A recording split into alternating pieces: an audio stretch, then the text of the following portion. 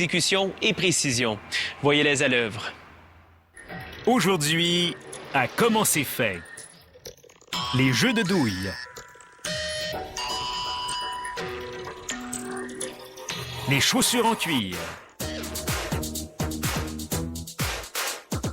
Les bouteilles à eau en aluminium. Et les chaînes de bicyclette.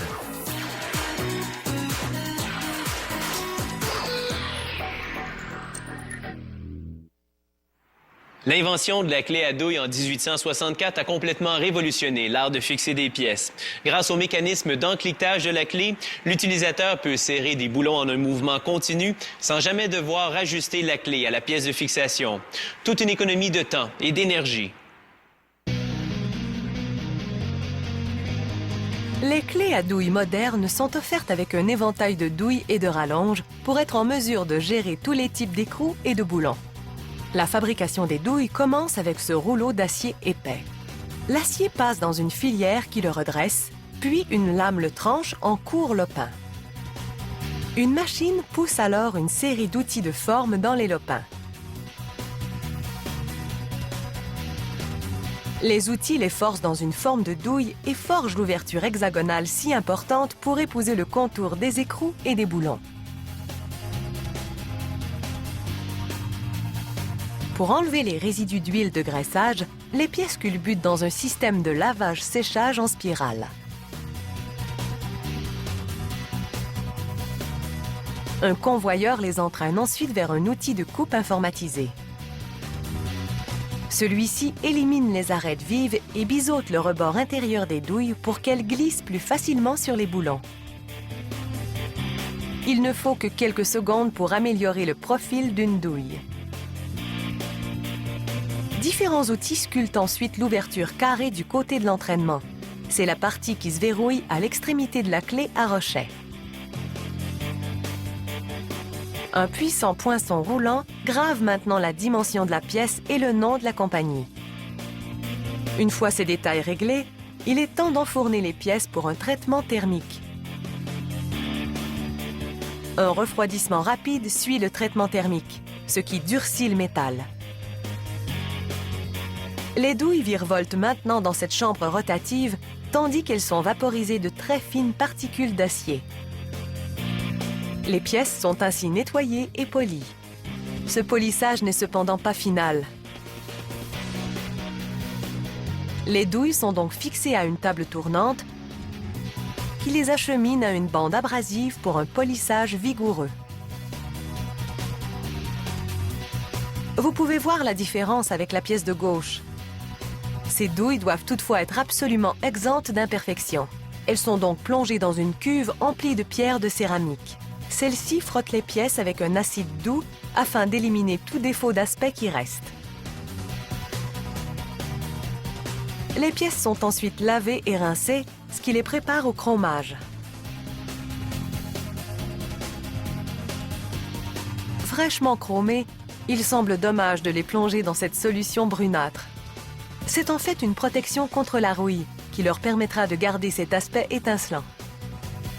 Le contenant de douille est maintenant verrouillé dans une centrifugeuse. En tournant, elle élimine l'excédent de liquide sur les pièces. Les douilles sont enfin prêtes à briller au travail. Des rallonges amovibles améliorent leur portée. Des outils de forme passent à l'action et poussent des lopins d'acier dans des filières afin d'obtenir l'ébauche de rallonge. Une fois lavées et séchées, ces ébauches vont sur un tour. Tandis qu'elles tournent, des outils de coupe forment l'ouverture carrée qui leur permet d'être fixés à la clé.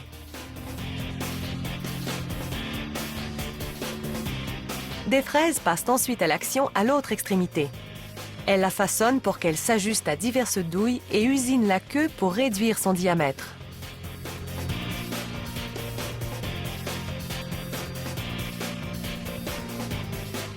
Un poinçon roulant donne ensuite une texture molletée à une section de la rallonge pour une meilleure prise.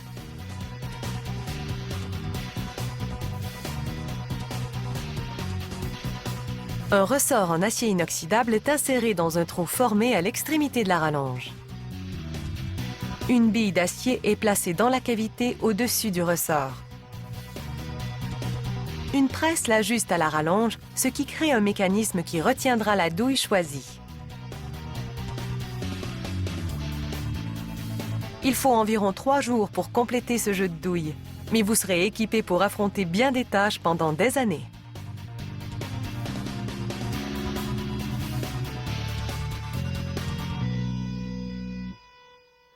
Si vous aimez les chaussures de qualité, rien ne vaut le cuir. Car contrairement aux matériaux synthétiques, le cuir laisse vos pieds respirer. La fabrication de ces chaussures de cuir haut de gamme est d'un grand raffinement.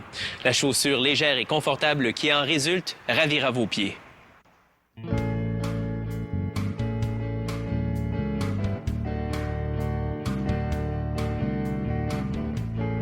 L'idée est d'abord esquissée sur une feuille de plastique souple, puis, pour aider le designer à peaufiner le style, l'ébauche est placée sur une forme de pied rigide. Les teintes des peaux exotiques présentent des variations naturelles. Un spécialiste doit donc découper les pièces du patron à la main pour garantir que la chaussure droite sera harmonisée avec la gauche. Une machine à refendre déraie les pièces afin d'égaliser leur épaisseur. Une machine à parer amincit ensuite leurs bords pour qu'elles puissent être facilement cousues ensemble. Des trous décoratifs sont percés dans certaines pièces à l'aide d'une presse manuelle. C'est donc à l'opérateur de s'assurer que l'espacement entre les trous est égal. La partie supérieure de la chaussure s'appelle la tige. Les pièces qui la composent sont cousues ensemble, puis les coutures sont martelées pour qu'elles soient lisses et planes. Une étroite bande de cuir est ensuite collée tout autour de l'ouverture de la tige pour camoufler le bord non fini du cuir et ajouter une touche décorative.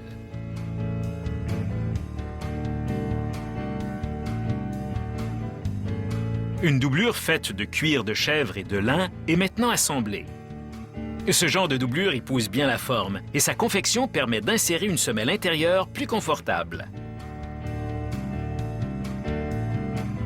La doublure est insérée dans la tige et le tout est glissé sur la forme. La semelle intérieure est alors collée.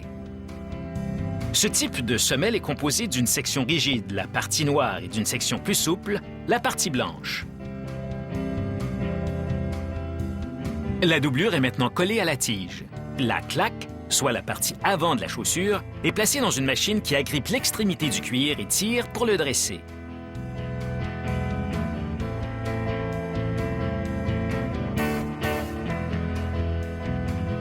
Les doigts mécaniques de la machine suivante replient cette extrémité et la collent à la semelle tout en la tirant également tout autour pour garantir la symétrie.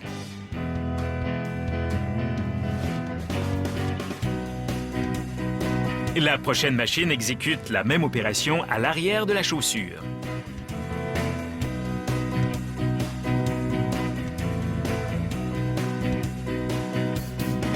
L'extrémité du cuir est meulée pour créer une surface plane et uniforme, prête à accueillir la semelle d'usure. Le cuir est maintenant chauffé pour le rendre malléable. La tige est martelée jusqu'à ce qu'elle épouse la forme à l'intérieur. Ce martelage élimine aussi toute ride dans le cuir.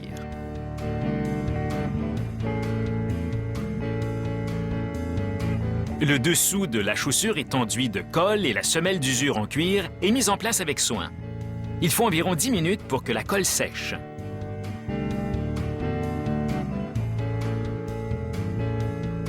Le contour de la semelle est ensuite passé dans une machine à refendre.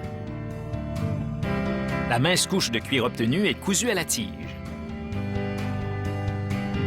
Une ficelle durable et des points en boucle robustes garantissent que la semelle demeure bien en place.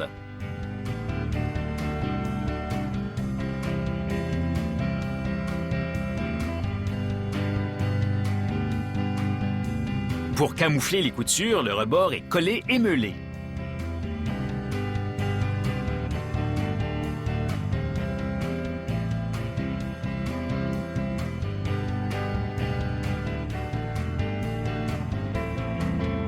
Un lustrage minutieux donne un fini élégant à la semelle.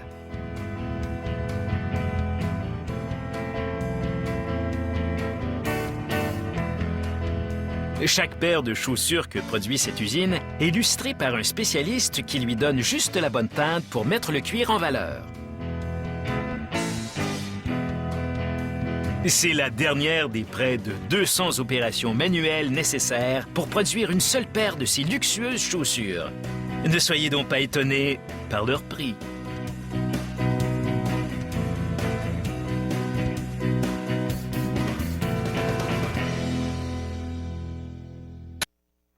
Ce sont des randonneurs suisses qui ont transporté les toutes premières bouteilles à eau en aluminium. C'était au début du 20e siècle. De nos jours, ces contenants légers peuvent être réutilisés pratiquement à l'infini, puis recyclés. Ils sont plus populaires que jamais.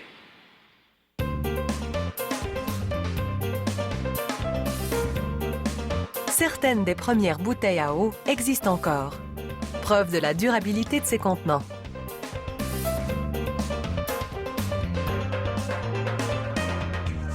De nos jours, la fabrication de ces bouteilles commence par une petite rondelle d'aluminium de 7 cm de diamètre.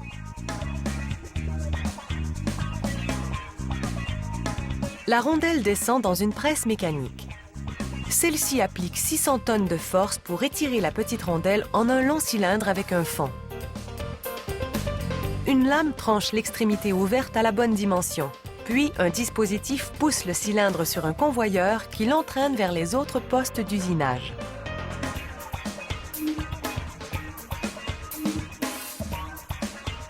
Le cylindre d'aluminium aboutit sur une roue qui l'achemine au poste suivant.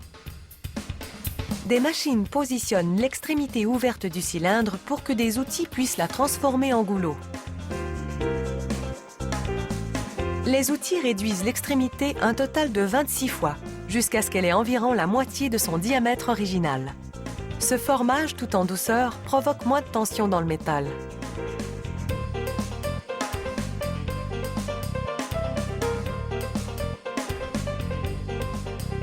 Le dernier outil taraude l'intérieur du goulot afin que vous puissiez visser le bouchon. Le goulot fileté est maintenant beaucoup plus épais que le reste de la bouteille. Il pourra ainsi résister à une utilisation intensive. Les bouteilles se dirigent ensuite vers le poste de lavage. Elles sont nettoyées à fond afin d'éliminer les résidus d'huile de graissage laissés par le formage, puis passent dans un séchoir. Elles en émergent après quelques minutes étincelantes et prêtes pour l'étape suivante.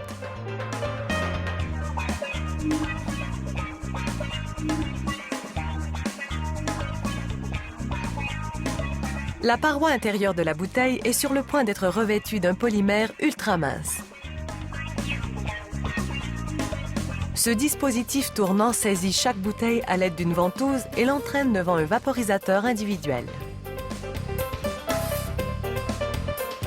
La buse enduit l'intérieur du contenant de polymère.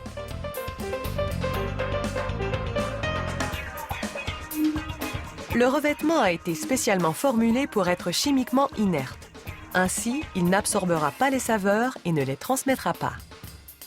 À cette étape, l'enduit est poudreux et vous pouvez l'enlever avec votre doigt. Ce n'est que temporaire, car en cuisant, la poudre se solidifie et adhère entièrement à l'intérieur de la bouteille.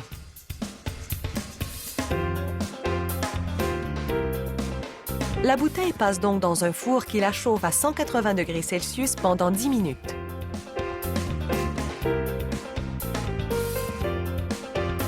Cet enduit ajoute très peu de poids au contenant. En fait, la différence de poids entre une bouteille enduite et une autre qui ne l'est pas n'est que de quelques grammes. Les bouteilles tournoient maintenant devant une série de pistolets vaporisateurs qui les recouvrent d'une couche uniforme de peinture. Tout comme l'enduit intérieur, le revêtement extérieur aura besoin d'être cuit. En séchant, la peinture prend un aspect brillant. Un racloir automatisé sérigraphie des motifs sur les bouteilles.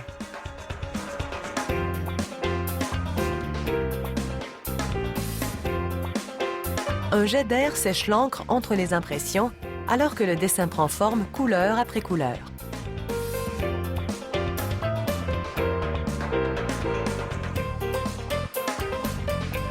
Il est temps de visser le bouchon. En bouchant la bouteille, cette ouvrière procède à une inspection finale du produit.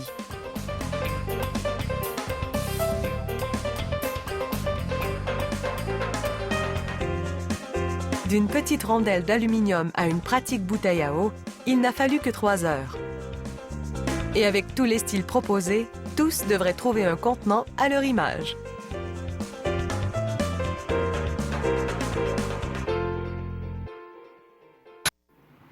Une chaîne de bicyclette est en fait une chaîne à rouleau.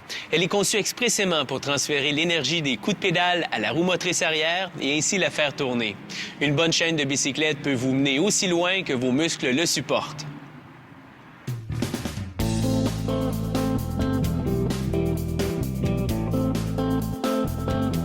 La chaîne est la force motrice du système de transmission d'une bicyclette. Le mouvement de rotation du pédalier est transmis à la roue arrière par une suite de maillons métalliques s'engrenant dans les dents des plateaux et des pignons.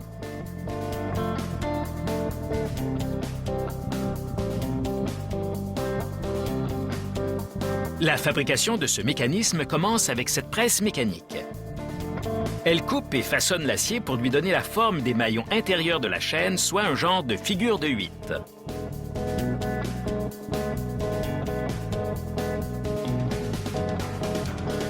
Cette presse à haut rendement produit 10 000 maillons à l'heure.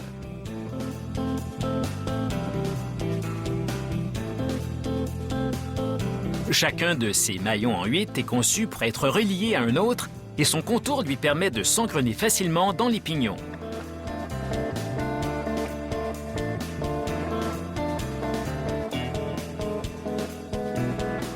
Des échantillons des maillons sont envoyés à un poste de mesure afin de confirmer que l'espace entre les trous est précisément de 12,7 mm. Le contrôleur mesure aussi le diamètre des trous qui doit être précis à une fraction de millimètre près. Les maillons cuisent ensuite au four à 850 degrés Celsius. La forte chaleur suivie d'un refroidissement rapide durcit l'acier. Les ouvriers pellettent maintenant ces maillons dans une machine en forme de beignet.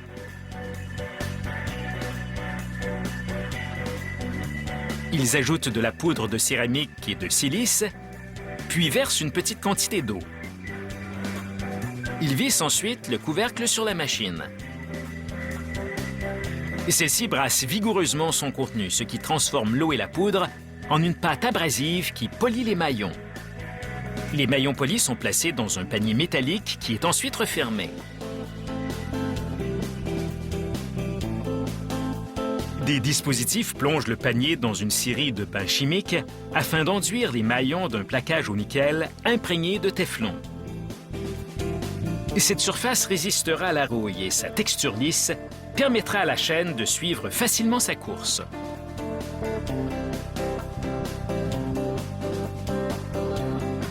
Les maillons extérieurs de la chaîne de bicyclette reçoivent un fini différent. Contrairement aux maillons intérieurs, ils n'ont pas à s'engrener sur des pignons. Un simple nickelage suffit donc. Les ouvriers sont maintenant prêts à assembler la chaîne section par section. Des tubes acheminent les pièces une par une à cette assembleuse. Des bras de pinçage ajustent leur position afin de relier les maillons aux autres composants de la chaîne, soit les bagues de retenue et les entretoises.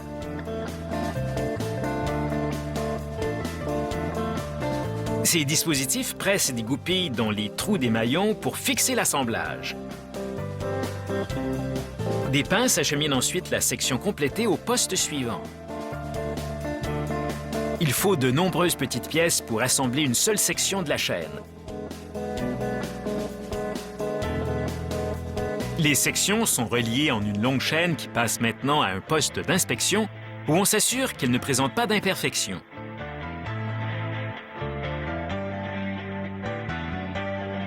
Par la suite, la chaîne plonge dans de la graisse chaude pour lubrifier les maillons et ainsi éviter l'usure et les grincements. La chaîne quitte le poste de graissage et passe entre des tampons absorbants qui enlèvent l'excédent de graisse.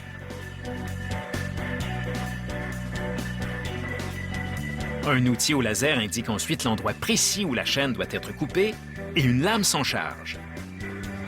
Une chaîne de bicyclette mesure un peu plus de 144 cm et est composée de 114 maillons internes et de 114 maillons externes. Avec cet équipement, vous êtes fin prêt à vous lancer sur la piste cyclable.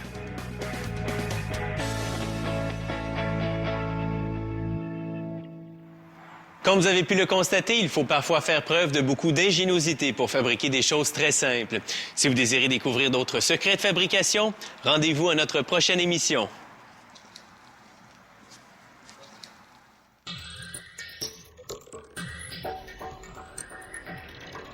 Si vous avez des commentaires à formuler sur cette émission ou désirez soumettre des idées de sujets, communiquez avec nous au www.commentcestfait.com.